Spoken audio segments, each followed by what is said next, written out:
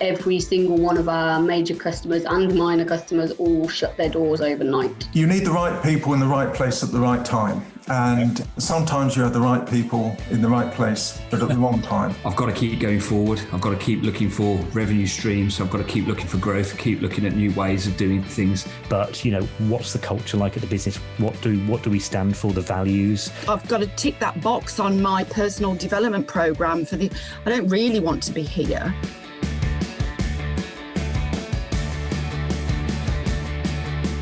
Scaling up a business isn't easy. If it were, we wouldn't have less than 4% of businesses scaling beyond 10 employees or around £1 million turnover level, and less than 1% beyond 50 employees. But the contribution that we make as owner-managers to our economies is immense and should never be underestimated, yet it can be a tough gig for all of us at times, and only other business owners truly understand the challenges that we face. And through ScaleUp Radio, we aim to help make things a little easier. We interview guests who have been where you are now and may have faced some of the challenges that you are facing. And they offer their thoughts and advice on what has worked for them, as well as what didn't. And we've also combined many of the lessons from these interviews and also through working with hundreds of owner managers over the last 10 years or so into a practical scale-up handbook that we've called the Entrepreneurial Scale-Up System, or ESUS. And it's for owner managers like you and me as we navigate our own scale-up journey. And you can order a copy through your favourite online book retailer or by going to all the W's, esusgroup.co.uk, www.esusgroup.co.uk.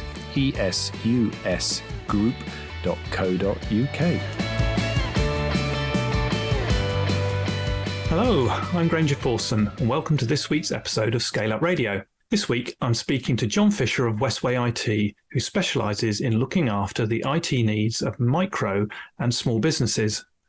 What's interesting is hearing John's reason for starting his business. It starts with redundancy, but has evolved while working with his core values, one of which is about loyalty.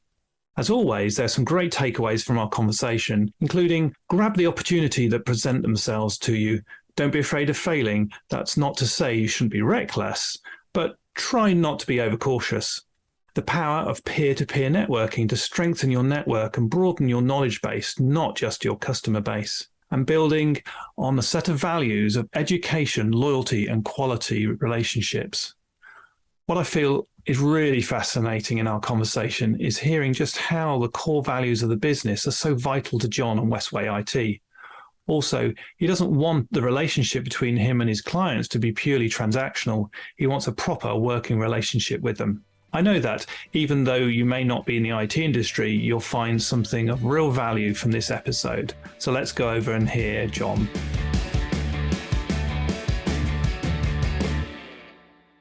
Hello, John Fisher, and welcome to ScaleUp Radio. And would like to introduce yourself and your business to our audience. Thank you, Granger. I'm John. I run a company called Westway IT based in Gloucestershire, looking after micro and small businesses with their IT support and IT service needs. So how did you start the business? What made you do that, and how long have you been running? Well, it was redundancy in 2018 that kick-started it, because I was working in another IT company before, built up relationships with clients, and one of my core values is loyalty, and I had a loyalty to the clients I previously worked with, so they weren't left in the lurch. I started up to provide a continuation of service for them. Wow. So how did that go about? I mean, that was quite an interesting decision to make. What made you do that, and how did you achieve that? Because most people don't start with a book of customers. So interesting. It's one of those very rare things that if you don't do it, you're not going to have that opportunity come up again. So it was either grab it and run with it and see what happens, or that was it, move on completely. I thought, looked at some of the numbers, I think I can do it. So let's have a go at it. And how did you approach the company that you've been made redundant from to doing that? Didn't they already have a book of customers? How did you get that book of customers from them? They were actually quite supportive in helping me get running because they were ceasing trading. Oh, okay. So they were ceasing trading. That's interesting. So maybe that's something we can explore, your learnings from that later on in terms of that. But so you were there in 2018. You've taken that big heroic leap of, if I don't do it now, I'll never do it. You got a book of customers. So how did you go about negotiating with this closing company in terms of getting that book of customers and then bringing them on board? Pretty much it was go have a chat with them all, sign them over. There's no non-compete. We're ceasing. So we'd rather those customers also have a good result. So the previous owner did help me get launched as well. So it was all a very nice changeover. Wow, what a golden opportunity in terms of that. So exactly, not one to pass up. Yeah. So how many of those existing customers then came on to the new business and joined Westway IT? I was only going after the IT side because the previous business did software as well. Not what I'm interested in, so I only continued working with, and it ended up being the majority of the IT customers. So 2018, you started with a nice little block of customers. You must have had an idea in terms of your business model and what you're going to do. Give us a description of what the business model maybe was, and has it evolved and changed over the last few years? Initially, it was a continuation of how I'd been working previously. So I knew how that was set up, so I could hit the ground running, and then I had sort of time to morph and mold things as I went on, becoming more into what in our industry we call MSP, managed service provider models. Most other businesses would consider it IT support company. We've had a progression into being less what we call break fix, very reactionary, sort of fighting fires, to working with businesses to basically be more proactive, planning, making them more productive, and more than just firefighting. So what sort of extra services then does that start to bring into play, rather than just fixing and setting up new computers? Well, if I was just fixing and setting up new computers, I wouldn't get involved in things like Microsoft 365, productivity solutions. I wouldn't be involved in sort of cybersecurity. The most that would be an off-the-shelf box product. Here's a license for a year. See you in 12 months when I ask you if you want to renew. Not really the relationship I want to have. I want something a lot more with the companies I work with. So an interesting concept there. So you're talking about a relationship with your customers in terms of doing it. Where did that come from? Was that originally in your business plan? Was that something that has evolved over the last few years? It's a shift we've had in the IT industry. The MSP has been around a little while under a few different guises, and it's evolved, and it's at the point that it's really flourishing now. There's quite a ecosystem within the IT world for companies like myself supporting end customers. And in terms of an ecosystem, what that helps you to help your customers? What do you mean by that? Exactly. Okay, so is that software and systems, or is that ways of working, or what sort of things? Both of them. Okay. We've got we're quite an open industry, talking between ourselves, sharing ideas, what works, what doesn't work.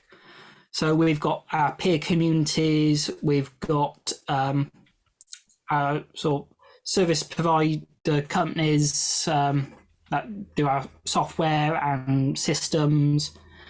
They like to share resources. A lot of them also put on peer events as well to share knowledge, ideas, and a nice phrase I've heard is a rising tide lifts all boats. And with sharing more knowledge and getting better in our industry, it helps all IT companies get better. And is that something that you've got involved with because of the development of your business and your business model, or is that something that was already there and you knew about it and tapped into it? Some of it I tapped into at the beginning. Some of it I've joined later on as I've discovered more of these peer groups, communities. So it has been a discovery process as well, finding them. And some of them are also quite new in terms of years. So what makes you different? You described at the beginning about focusing on micro businesses. So what makes you different? Why would people come to Westway IT? A lot of being different because IT companies at the end of the day offer very similar results. It's down to people. I've got a very sharing knowledge, educating approach, which may be different from some companies. I'd rather help you rather than just fix it and take your money. There's also aspects of the micro businesses are kind of in a gap between sort of the break fix companies that are still out there and the larger IT service companies that tend to service larger companies. So they end up in a bit of a underserved gap where they might either be on the side of not having a great service with all the sort of parts that a modern business is after to be productive and secure, or they're too small for what they really need to have in their business. So I try and help those micro businesses in that gap as much as I can. So you talk about sharing knowledge and education, helping your clients achieve more in terms of doing things. And right back at the beginning, you talked about the values of loyalty. So it's interesting in terms of that sort of comes through. So what would you define as your values then in terms of business? Education is one of them. There's loyalty I mentioned. I want to have quality relationships with the companies I work with. I don't want negativity. I want to have positive relationships with all of my customers. So those are my three biggest values: education, loyalty, and quality relationships. Well, that's really interesting in terms of from an IT company in terms of doing that. So how do you put those in practice? What sort of things do you help with your clients that enriches those values for yourselves and for them? Just some examples. With education, I share knowledge each week through emails to the business owners I support. So that's always educating them around a new topic that could make their business a bit more secure, ideas for productivity. With the quality relationships, it's being able to go in, be friendly, have a chat with them in the office, and see how we can help them. And well, the loyalty is being there to help them and not being negative from our side as well. There is, of course, the caveat of we want those quality relationships. So if we do come across a relationship that turns toxic, we would want to, in a nice way, part ways, because it's not going to be good for either party having a continued negative relationship. Right. Yes. Oh, thank you for that. Yeah, that's really interesting. It's not often that values are thought about so early on in the development of a business. They're things that grow in terms of doing that. So the fact you've thought about it and how you do that is really interesting straight away. So let's just explore a bit more interesting for our listeners in terms of, so I imagine the IT service provider world is quite a big market. There's lots of competition. So can you give us, is there strong competition, and how do you stand above that and stand out? Yeah, there is competition. You can have simple resellers selling a lot of the products that I do as a sort of more complete package. You can have the companies like myself and the more break-fix ones I mentioned earlier as well. So there's different levels of IT support you can get for your business. I like the higher end of that because ultimately it's going to be better for the businesses. They're going to be more productive and they're going to be more secure overall because it's a more complete sort of service. It's not going in once in a blue moon when something breaks. It is much more continuous. There's more checking in and dialogue and building up that relationship. It's not transactional. And is that a trend in the marketplace, or is that something that you're sort of trying to lead into it? What are the changes that are taking place? It's certainly a trend I'm following. I'm not the first, and I certainly won't be the last company in this sort of model. And what other sorts of trends do you see in the IT service marketplace? There's a lot of trends around trying to automate more processes, making companies able to work more efficiently. And there's a lot of conversations about cybersecurity, which is a ever-evolving aspect as well. That if we don't sort of keep our knowledge up on and share best practices and recommend them, we're doing our clients a disservice because we're not helping them as much as we can. So cybersecurity, I've been on one of your webinars. Is very interesting in terms of that. So why has cybersecurity become such a major thing? And does the small business owner really think about it? So 2 questions for you. Well, let's start with, is it a thing for small businesses to worry about? The answer, in short, is yes. And we know that because the UK government does an annual cybersecurity survey. And in their figures for their 2022 report, 4 in 10 businesses reported that they were a victim of a cyber attack within the report period. And that does include small businesses. It's not just big businesses that are targeted. Small businesses can fall victim sometimes more easily, especially when the biggest cyber attack is business email compromise. You might think of it more as phishing emails or somebody trying to get into your emails. That accounted for 84% of the reported attacks in the cybercrime report. So it's an awful lot.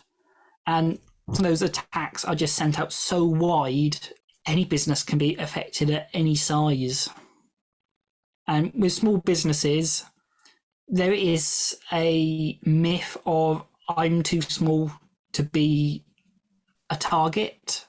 who's going to be interested in me. At the end of the day, they're after money or important data, or using you as a leapfrog to get into a bigger company that's one of your clients or suppliers. And then for you, you take a hit financially, you take a hit reputationally. That can be really damaging for businesses. Yes, I can see that. So 84% of the attacks are phishing emails. Interesting in terms of that. So what catches people out then in these type of emails, you know?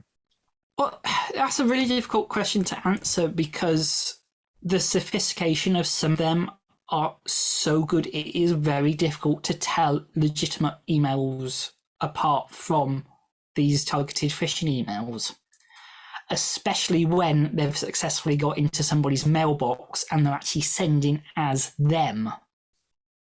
So you can't even say it's a different email address because it is from the actual person's account, but it's not really them. Yeah. So if I've clicked on one of those and I'm in trouble, there's been a growth in sort of cyber insurance and those sort of things. But as a client of yours, how would you then help me if I've got this problem?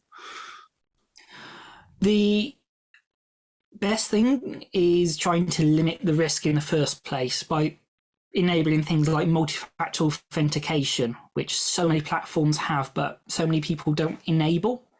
And it can dramatically reduce the risk of successful password stealing attacks.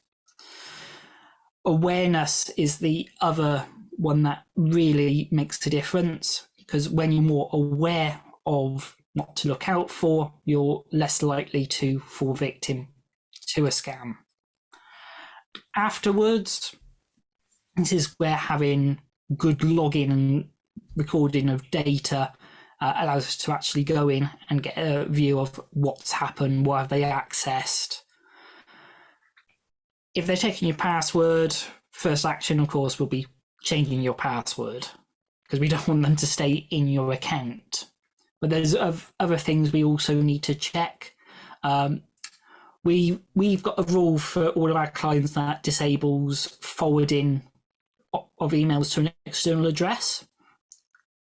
Not everyone will have that. So one of the first things to check will be to see if they have set up a forwarder, so they're taking your emails even after you've changed your password and sending them off to their own account. And they're usually set up rules as well to hide their activity. So they automatically delete emails where their keywords have been put in the message, or they just hide all your incoming emails and you just think it's a very quiet morning. Right.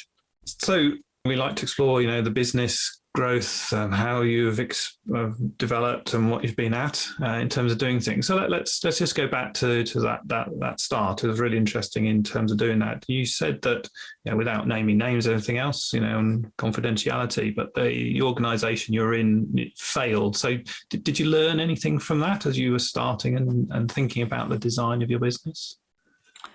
The big takeaway I had was keep a careful eye on the numbers.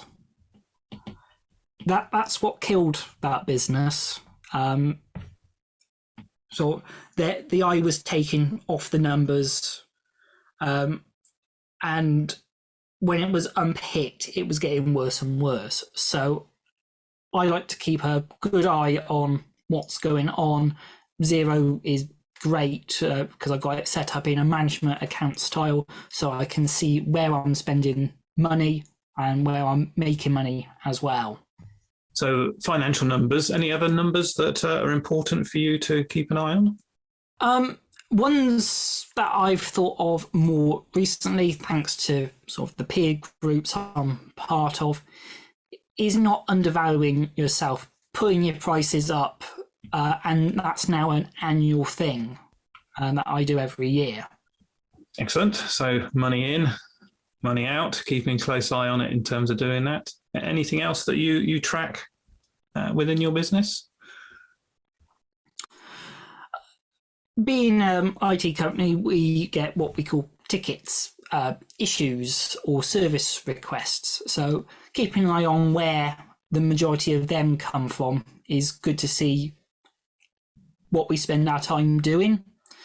And that can lead to what can we do to make this more efficient? Can we automate part of it with scripting, or use another tool that will do the job better to improve our service delivery? So it's more repeatable, more process driven, and less prone to having sort of oddities appear. So you make yourself more efficient through automation. Yes, and being an IT company, yeah, that's really good. Do you help your clients along that journey? Yeah, we work with things such as Microsoft's Power Automate, because we're a Microsoft 365 shop. Using that, we can do various things with their file shares and their emails, forums, so we can put in automations with those, and that can be extended to talk to other software they use as well. So in terms of your journey so far, in terms of developing and growing your business, what's gone right, what's gone wrong? What's gone wrong, it was probably I did not get involved in the sales and marketing early enough, not immerse myself in how to do it right for me. I've got far more into that since, learned sort of what I can do, what I can't do, and it is an evolving area, finding what does still work, trying new things. So that's gone from a what doesn't work to now something that is working more so well. I've got my numbers of what I hope to achieve, so I can use that to work backwards to look at what sort of activity I need to engage in to try and hit those numbers. And thanks to you, Granger, for a fantastic strategy session recently, where I went over all those numbers and got them all on paper on the big smart web. Yes, it was a great discussion and a real insight into your thoughts and your direction for your business. Yeah, and it was a very hot day as well. So you're experimenting and developing your marketing approach. So any tips so far? What works for you? Well, the one I've just started on, and you were one of our first participants, is the webinars. So another way of sharing information to other business owners. So I've got a program of webinars I'm going to be hosting over the next few months, looking at cybersecurity again, but also the Power Automate software. So what I'm trying out at the moment, and you were a participant of recently, is getting into webinars, another way of sharing knowledge with other business owners. So you were at the cybersecurity webinar I did, and over the next few months, I've got other ones planned looking at different tools you got available in Microsoft 365 you might not know about, the Microsoft Power Automate, how we can use that to create simple automations that can streamline some of your operations quite quickly and easily, and ones that you can have a go at building yourself. And have they been successful so far in terms of finding new people to talk to and to think about educating? Well, I've only hosted the one so far, so okay. it's early days. Okay. But I'm hoping, from what I've heard from my peers in the IT industry, that webinars are a very effective marketing tool, because it's a value-driven activity. We're not there selling, we're there sharing knowledge to help other businesses. Excellent. So at the moment it's just John Fisher and Westway IT. You've got your growth plans in terms of what you're doing. So we've worked together to look at that. So when you start to think about your first hire, how would you think you'll go about ensuring that your values and your ways of working are matched by the people that you recruit? It's going to come from a few things: interview process, selection, refinement. Ultimately, it's probably going to be difficult to have the crystal ball and see if they will be an exact fit. So some of it will be a try and see and learn. I know from working with a VA, the very first VA I worked with, I made mistakes in sort of working with them. So when I had my second VA, because the original stopped working with the service I was using, I had learned from those mistakes and was able to work a lot more efficiently with them. And there are things I've learned from that, such as a weekly catch-up, that anyone who joins the team, it will be a team catch-up on a Monday morning. Excellent. And that's a bit of advice we give to small business owners, to try VA routes, experiment with your knowledge and how you're going to have those processes work maybe before you recruit people, because that way you can test those out. So yeah, brilliant. So you said you use Xero. How often do you look at your cash in terms of and understand the situation of it? I have the mobile app open usually a few times a week and just have a look through it. Naughtily, usually morning or an evening outside of the working hours. Yes, we never let go, do we? So, what do you love the most in your business?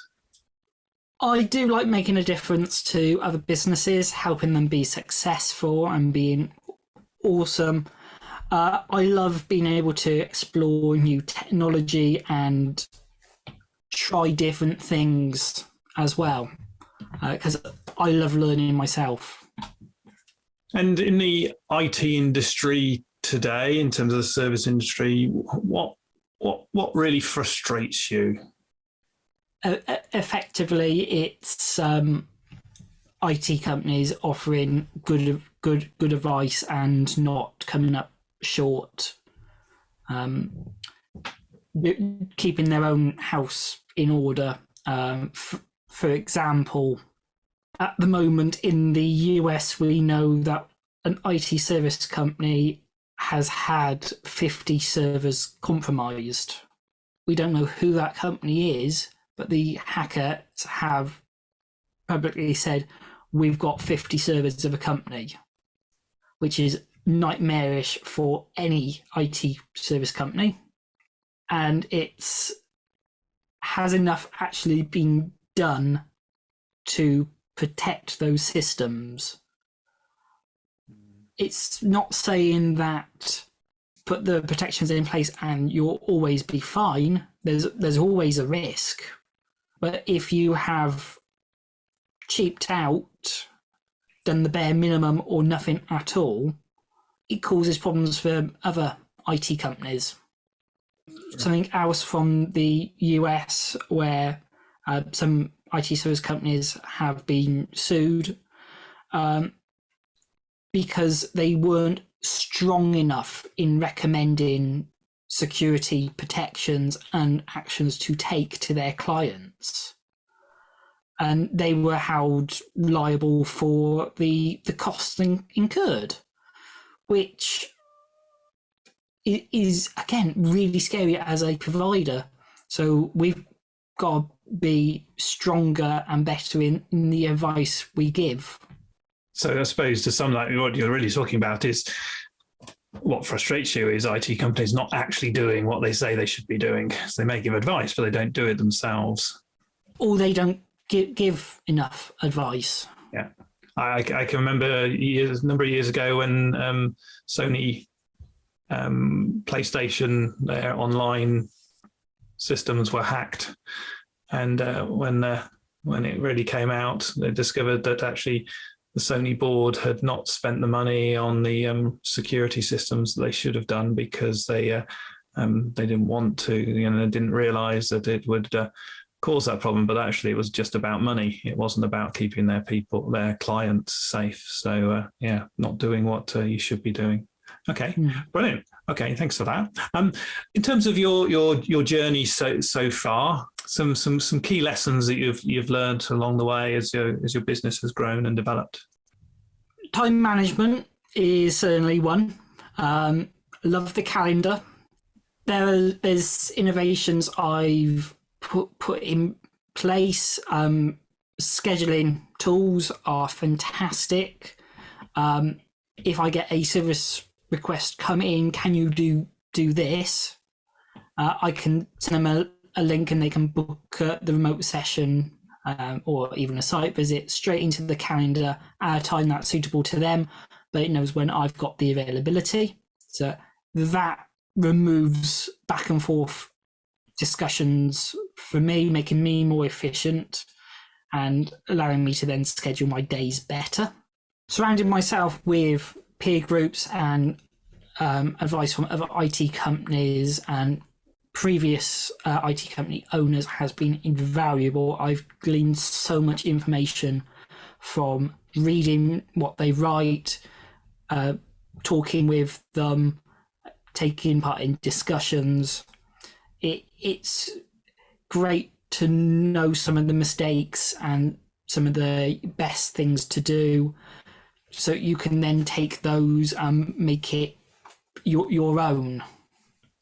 Excellent, and which actually keeps coming back to one of your values of education, really. So it's not just what you help your customers with; it's who you are and what you like to do, and you can see that coming out. So if we were to meet in 5 years from now, if we were to look back, if we're sitting here talking and we're looking back at the last 5 years, what's happened both professionally and personally for you to make these next 5 years, those just gone by, a success? Well, hopefully by that point I'd have a team, so I'd be doing this myself so I can engage more with clients and educating them and being more of a speaker, sharing knowledge with the community. And that does personally as well, making me sort of feel more valuable to the local community too. Brilliant. And what's going to get in your way over the next 5 years, do you think, that would hinder you to get there? So what have you got to get over and get solved? Well, there's the ever-changing marketplace as things change. COVID was a massive acceleration in that industry, where people went remote working and video calls overnight. We might get similar shifts like that in the future. That has taken what was slowly happening and has just made sort of 5 years condensed down into months of change. So changing marketplace, cybersecurity is continuously changing as well as new threats are discovered and ways of working. For example, we're not just antivirus anymore, we're a much larger solution that takes in lots more layers of protection because antivirus on its own doesn't cut it anymore. Super. John, it's been fantastic talking with you. It's been really interesting to see a really interesting start of a business, of actually having a book of clients to take with you and learning from a business that failed, and a really good discussion around your values. And actually we can see those values through this conversation just come out in terms of, you're sharing your knowledge, your education, your loyalty, and the quality of relationships that you want with your clients is absolutely brilliant. So the focus on cybersecurity and really helping educating people to understand the importance of that, and through that then the growth and development of business. I love the feedback in terms of looking for automation and tools to make your lives easier, with yourself, but also with your customers. So, a really fascinating talk in terms of doing that. I always like to finish with is a few quick fire rounds. So just after short answers from yourself in terms of this. Okay. So let's have a go. If you were to go back to your younger self, what advice would you give yourself? Possibly buy Bitcoin early on and cash it in. Which books would you recommend to our listeners? There's many great books. Quite an interesting one is Never Split the Difference by Chris Voss. Super. I don't know that one. Oh, great. What podcasts do you recommend? Mine are very IT industry specific, but a few other interesting ones are cybersecurity based, but designed for a wider audience. Hacking Humans and Darknet Diaries. Ah, and what apps do you have on your phone that give you the most? I guess it's my sort of work management one that does my time tracking when I'm out and about. Without that, I wouldn't know what to accurately bill. But there's also my mileage tracker as well, which automatically knows when I'm out and about in the car. So that makes expense reporting so much easier. Although I don't open that one very often, it's always running. Brilliant. Who's been the most influential business leader on you? The most influential, I would put that down to actually Paul Green, who is a MSP marketing expert. And John, how can people get hold of you? They can get hold of me by having a look on my website, westwayit.co.uk, to book a 15-minute call with me. They can go to westwayit.co.uk/15 and you'll see my live calendar. Brilliant. Well, John, it's been a fantastic conversation today. And there's lots of great points and thoughts in there. I thank you very much for your time. Thank you, Granger.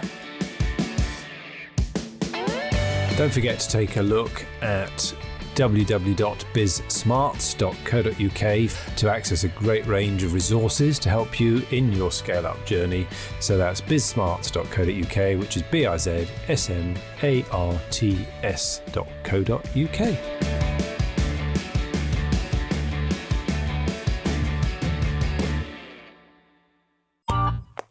This has been a Monkey Pants Productions podcast.